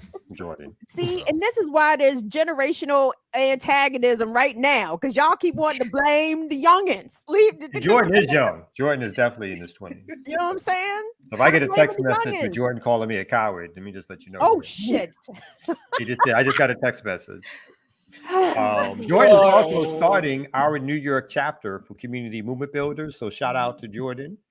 Along with a couple of other folks. Jordan was one of the main people. So we give Jordan a lot of, throw a lot at Jordan in terms of what he does on the BPM platform. And people don't even know Jordan half the time. No, it's not me, Afra Sings. I am not Jordan. Oh, yeah, you're not. There is a Jordan. It's a whole separate person. There's a real person. There's a Jordan. Yeah, there's a real person. So, and also I wanted to say the sister was so inspiring that Community Movement Builders donated $1,000 to her project. And I'd love to talk to her more about how we can support more resources for the work that they're doing. So I just want to throw that out too. Good stuff, Kamal. Emma, I hope you're serious. Oh, Emma would get y'all ends together. Emma would get y'all ends together. Emma said, "I'm applying for the job. Stop." So I hope that's true. Stop. Everybody else, stop sending in your application because Emma has got this. Emma gonna get y'all together. I'm here to see it. And Coco is confirming that Jordan is the real deal. So thank you, Coco. Cool. All right. And we actually have some news. Do we really have some news? Yeah, we do have some news. Actually slap the map? Did that happen? We didn't slap. Well, I did play the news drop. I did. We just didn't say slap the map, but I did play the news. We didn't slap the map. We didn't slap the map. So you want to slap the map? And 934? No. At this point, okay, my bad. We're not gonna slap. There's no. No. Okay. There we go. Knock it up. He's going for the whole week. All week. Oh man, that's disrespectful. And just for some clarification, because I meant to say when Kamal says earlier, you said B, you referenced Sabby and said B, but I want to be clear that was not B as in the B word. It was Kamal's old man B-boy New York self saying, "What up, B?" So I just wanted to be clear because I didn't want to add to more confusion in our generational linguistic drama. So I just wanted to be clear that was not that. Because I almost said it just now. But I did not mean, I was not calling her out of her name. Right, correct. I just wanted to right. So because as I almost said, "Come on, B," I was like, "Oh wait, he did." I meant to say this earlier, but okay. So Jackie, you want to take us somewhere serious? Yes, please, Lord. Oh, so tomorrow, what is today? Tuesday? Tomorrow at Howard University at the Ralph Bunche International Affairs Center. Contradictions abound and all of that, but there will be an anti-sanctions event that, of course, the Black Alliance for Peace and other organizations are involved in. It's the Anti-Sanctions Coalition of Concerned Academics and Popular Organizations that is sponsoring and organizing this event. Sanctions are acts of war, and there will be, sorry about the drilling and the contractors, they're having a really good time in there fixing my stuff. They're singing today and all kinds of, it's adorable. That's right. But so we will have diplomats from Zimbabwe, Eritrea, Cuba, and Nicaragua. I will be facilitating the conversation with another comrade. Extremely, extremely excited for this very, very important conversation. Unfortunately, as far as I know, it will not be available online. So if you're in the DC metro area and you can get to Howard University tomorrow night from 5:30 to 8 p.m., please do come out and join. The Anti-Sanctions Coalition members include the Africa Diaspora and Heritage Committee of Montgomery College, the All African People's Revolutionary Party, Black Alliance for Peace, the Mid-Atlantic region. That's my org, BAP. So that's that. And I'm going to leave this up for a minute so you can see the QR code. Hold up, though. I was in all of them meetings. BPM ain't listed on none of that joint. I'm just playing. See, you... I must have been there. I must have been counted as BAP or AAPRP, but I just want to be clear. I am not Kamau out in these streets. I rep BPM. So I was in several of these meetings. Must we? And just want to, we got it. Everybody getting it. And so, I got to, look, my fellow Huxtable even going to get it. Even. Can I say that was part of the red that I had to say that I had to smile at because, again, it was proof positive of a mutual misunderstanding. Everybody don't know everybody. Everybody don't know each other's stories. And for, the what Jared and Kamau have shared with us about growing up in poverty and for them to be accused of being basically bougie ass, middle class profession. I'm like, y'all don't know, man. These people, Jared didn't come out the womb as a doctor. Kamau didn't come out of Albany Projects as an attorney. Like there's a process here, right? So anyway, y'all was bougie, by the way. Y'all was getting called bougie. You're bougie. That's okay. That's yeah. All right. I'm 35 on my mama's couch. No. I'm sorry. Maybe not bougie. PMC. I think PMC stands for predominantly middle class. So y'all were accused of having a bunch of middle class politics. And I'm like, that just shows me like that they don't know the level and the extent of the work that you guys politics. do. Childlike. Anyway, thank you for putting up the list of countries that are currently sanctioned as of June 2023 by the United States government. Keep scrolling down. I'm about to say, how many is it? Keep on going. According to this list, they got 23, but I think it's much more than that in terms of different types of sanctions that are erected against different places and different people. Yeah. But this is like an official list. But for some reason, they have Hong Kong here, which is not a nation state, but part of China, which again was colonized by the British. Never, ever once was there an elected government when the British colonized it. But as soon as the British decolonized, their call was for Hong Kong to have an independent democratic government away from China, which it is a part of. We should say similar, which is part of the Taiwan issue, is that Taiwan is only an island that is a part of China, where the nationalist forces of Chiang Kai-shek ran to when they were defeated by the communists, and where they had stationed themselves and created, with the help of the West, a semi-autonomous landmass. And so when China talks about reclaiming or taking Taiwan, it is using that language, but really it's talking about reclaiming its own land from and being an outpost of dominance by the West. And that gets repeated over and over again, even looking at Cuba and Guantanamo Bay. Just imagine that a nation state owns a so-called military base in the middle or on the landmass of a country that it is hostile to. That is the power of the Western dominance. It's just crazy. No one talks about it. No one thinks about it as just like, well, wait a minute. Couldn't shouldn't they not be there or whatever? But I say that to say is like this. So I think it's a great idea to sort of pull out and talk about the countries that are sanctioned by the United States and the West, because when you start really going through it, you'll see that, again, this smaller list of 23 countries, in terms of all the different ways in which countries have been sanctioned, that is a large list. And it is a list that helps speak to the idea of why we're in the time we're in, where countries are saying, you know what, the idea of BRICS, the idea of creating a multipolar world, is trying to make sure that the United States and its Western allies no longer have complete control of how the world gets run, because it's under the West in the world that literally, and again, something that the papers never bring up, literally tens of millions of people have been murdered and killed in order to keep the Western order that we have today post World War II.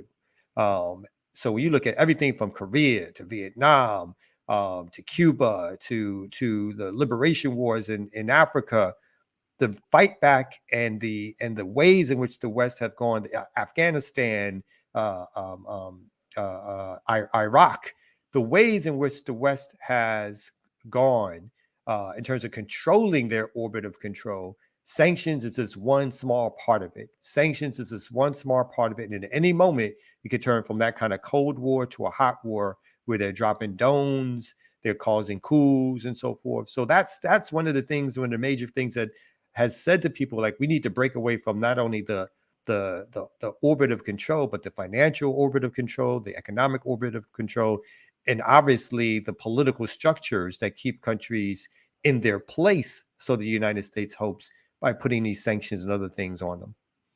So I think I'm late to it, but the out of that group I was just that is hosting this event is some discussion around making more use of this book, which I think is an important collection of an important eclectic collection of writing about sanctions from a lot of different people, including BAT members, Ajamu and Ricky and others.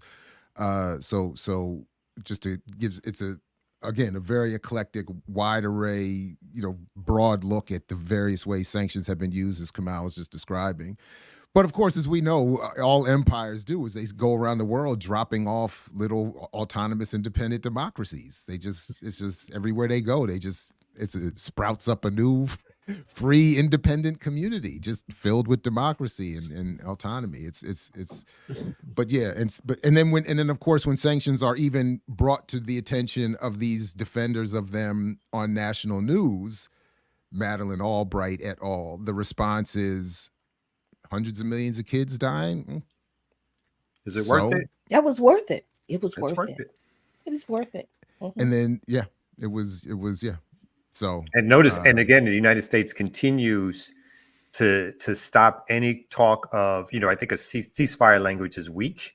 However, any conversations about stopping the bombardment of Palestine by Israel, the United States is blocking that in the United Nations. It is blocking that in terms of its press releases or the ways in which it expresses itself when it talks to other allies. It is blocking that in terms of media talking points that media outposts like the New York Times, Washington Post, and others use. So any conversation about stopping the bombardment of Palestine is being blocked, or parts of Palestine, i.e. Gaza, are being blocked by the United States. As literally, I think it was reported yesterday, another 700 people have been killed overnight from the bombings done by Israel. Yeah, and I'm glad you brought that up, Kamal, because I was finally able to get out yesterday after, being kind of under the pile of having to file for disability and all this kind of stuff. And Palestinian Youth Movement had a demonstration at the State Department yesterday, and I believe there will be another one tonight. As as demonstrations in support of Palestine are going on all over the country, all over everywhere, and they certainly should not stop until not just there is a ceasefire, because that's the bare minimum, right? That's the because once the bombing stops, then but the occupation still exists, right? The land theft still exists. The apartheid system still exists in Palestine.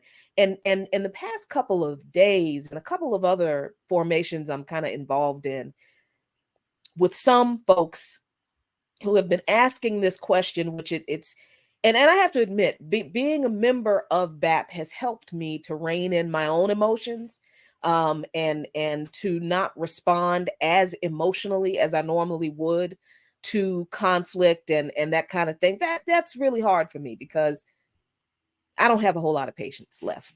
I just don't. It's something when you're facing your own mortality, where your response to everything is like, fuck you and fuck that. But that's not mature. That is not mature. That's not helpful. That's not principled. So being in an organization has really been one of the ways that has helped me to respond better and differently to some kind of honestly ridiculous and immature statements, like from Africans, like, why should we care about what's happening to the Palestinians? I've heard this. People have asked me this.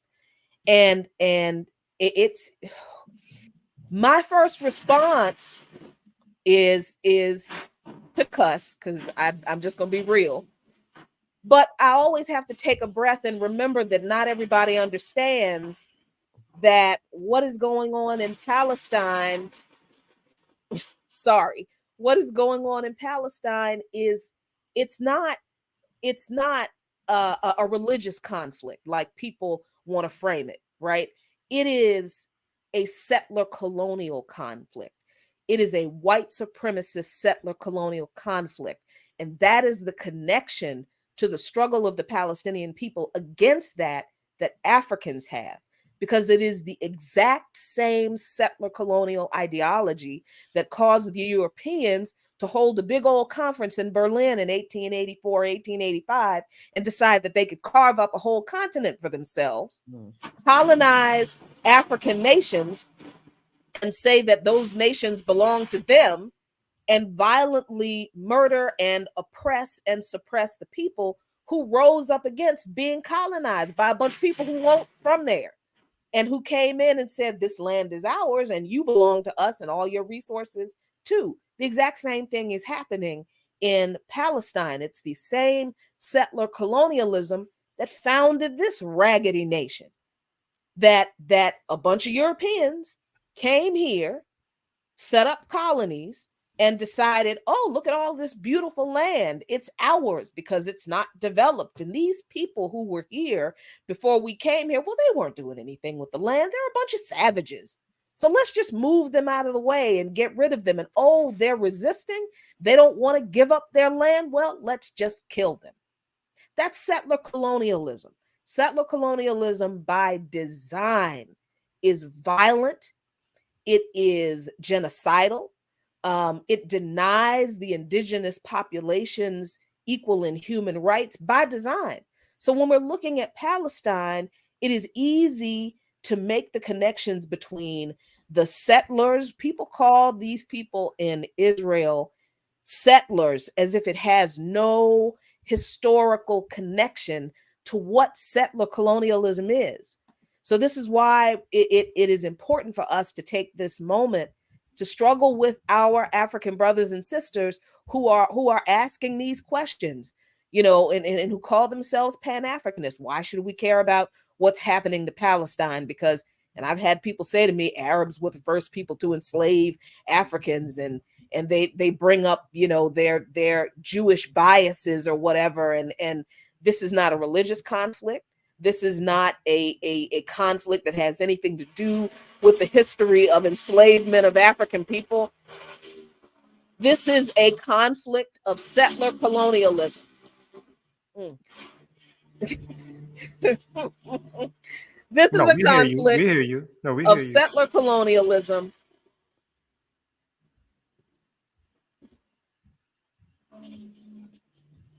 Jackie? and I we think she's need to waiting for make the that noise. clear. Oh, she was waiting for a pause. Girl, For you her got a noise. Yeah, good no, microphone. I'm just like, No, yo. you got a good microphone over there, Jackie. We heard you We well. hear you. We can't hear that noise that Yeah, much. we can hear you very, very Yeah. clearly. I was going to bring up real quick. So, as with everybody, I assume once you start putting some stuff around Palestine or whatever it is, at some point, like you get the trolls who kind of come in and they want to kick different things to you. I know y'all can't see that well, but so the interesting to me, one interesting to me is like how they like to think about this stuff. So their claim that there was no Palestine beforehand, and so what they call the truth. I put it up here for people to see that this red. Down below, there's like a red line where it says British territory. So for them, Palestine was British, should be demarcated as British territory, as if the population of overwhelmingly, and again, it doesn't mean that there wasn't Christians on the land. It doesn't mean that there wasn't Jewish folks on the land, but the vast majority of the population were Palestinians and Palestinians who practiced Islam during that time period. Those are the folks that the British mandate were covering and controlling and occupying. So, but it's amazing to me that they present this history as if, oh, you know who owned that land? The British owned that land. And then the British decided through the UN to partition that land. And who decided at the UN? Not the Palestinians. All the Western world powers were the ones who decided to carve up that land. No one asked the Palestinians. And that's why immediately afterwards, there was a war after when it was declared, because folks were like, you know, they didn't have the power that the West had in terms of their military apparatus. But it was like immediately the reaction was war, because it was like, you don't get to divide up our land and claim ownership of our land without us fighting back. And that of course is the reaction of oppressed people. And that's why anytime I talk about the Palestinian situation, I always relate it so that people can have some clarity of thought on the settler colonial nation of the United States, right? The settler colonial nation of the United States. This is a carbon copy of what happened. So when people talk about the Palestinians fighting back, it's like, so when the native people here, the indigenous people here fought back, you're saying that they were wrong, that they were terrorists, that they should not, which is the only thing that brings some clarity of thought. And that's only through obviously the time period of the 60s and 70s where people have been somewhat re-educated. But prior to that, and still today, right, people look at it as like, well, no, of course they took the land because of everything that Jackie just said. They weren't using it, or they were sparse on the land. It's amazing how you find basically the same idioms through a sort of a line of how people learn about how to attack these things, how the occupiers learn to attack these things based on U.S. history, right? So the same language, and this is something I learned from Norman Finkelstein, and he would do when he does sort of comparison studies of the settler colonialism of the West and the leading thinkers of the United States at the time and the ways in which they spoke about the native populations. And when you compare that to Palestine, and even when you compare it to Nazi propaganda, and what they learned from the United States in terms of positioning around indigenous populations or populations that they don't like, there's a straight line of how that thought has sort of progressed. Even again, I have no idea if they know that they're doing it purposely, but they are using the same propaganda that was used against them under the occupation of German Christians against German Jews. They're using the same language of ownership and destruction and people being non-people against the Palestinians. Those visuals that you put up, I'm sorry, just real quick, those visuals that you put up, Kamal, was pretty interesting because for people who are against Palestine and in support of the Israeli state, for them to reference Palestine originally as a British territory. It's like, so only when Europeans touch it does it become a place. It was not a place before the British colonized it, and much in the way in which U.S. history is taught here to children, right? When they first put up a picture of the U.S. map, it's carved up into, here's the English territory, here was the French territory, here was the Dutch territory. We never see a map of the United States framed as this was Wampanoag Mashpee land, this was Navajo land, this was Cherokee land, this was Sioux, this was Piscataway, this was, everybody. It's never looked at that way. Like, the land didn't have value until the Europeans touched it. And that's why Hiram had to come in and correct us earlier that it was Geronimo's skull, not Sitting Bull's. Oh, thank Skull you, and Hiram. Bones used. Thank you, Hiram, for that.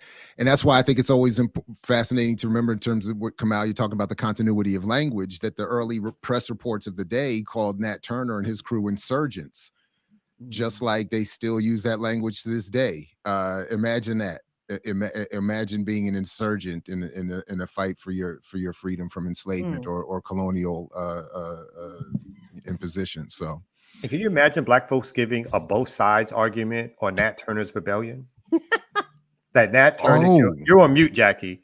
That Nat Turner gave that because Nat Turner killed the family of slave owners. Well, but I mean, somehow. That somehow, we can't, we're not down with that. You have to come out first and say, I condone the violence of Nat Turner's band of revolutionaries. but they do that still with John Brown.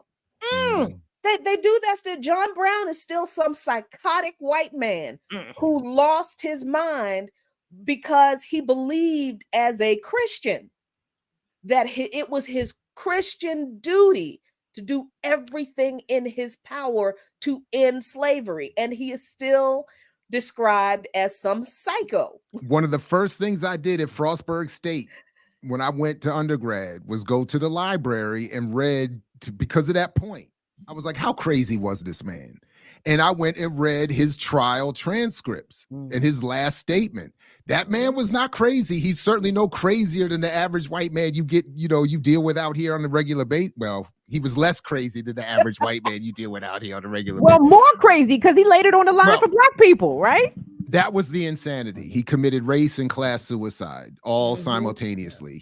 All the stuff we read about Nat Turner, right? Early on, always talked about he was crazy. He just wanted a white girl. Crazy Christian. It was another, remember? Because that was part of that narrative. Yeah. He had visions. Yeah. All that kind of, it's all meant to be like, don't be like that person. He's crazy. You don't want to be like that. No. And I'm forgetting, what's the Boston Massacre? Like supposedly kicked off the so-called American Revolution. Tea Party, my nigga. No, not the Tea Party. Not the Tea Party. The Boston Massacre. The Revolutionary War, right? U.S. colonialists, and they include like a Black person, actually threw Crispus Attucks, and he was mixed. Yes. And he actually threw. Yeah.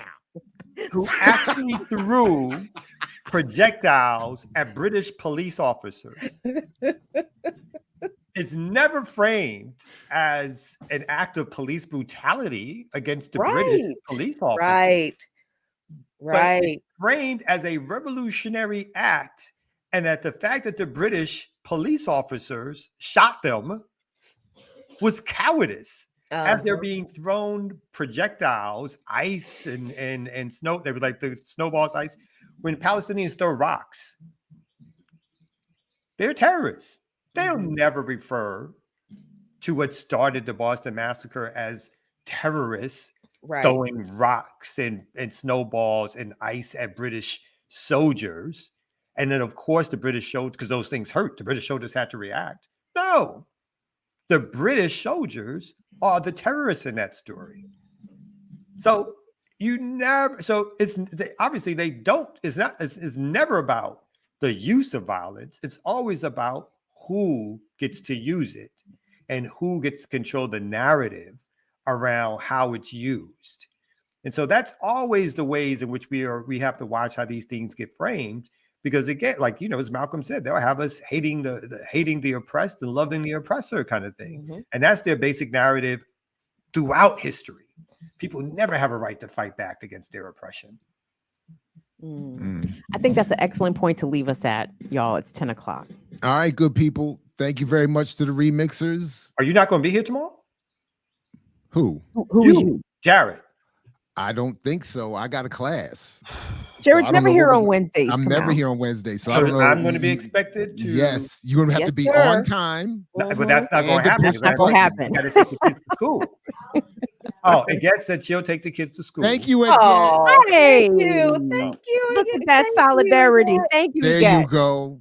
There you go. Ooh, with her hoarse voice, she kind of Free yelled Palestine? out. She said, There you "Free go. Palestine." Look. Okay, so I'll be here on time tomorrow. Good. Okay.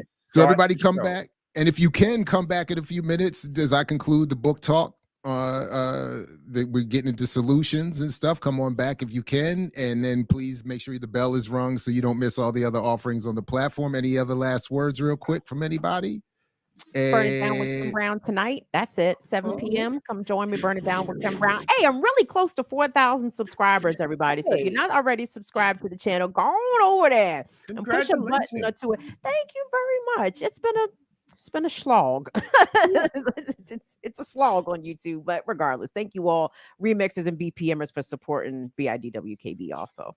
Yeah, right. So this week, now that I've got free time on my hands, I'm going to be doing a series of shows on what is. Like, I think the first show I'll probably do is what is settler colonialism? What is apartheid?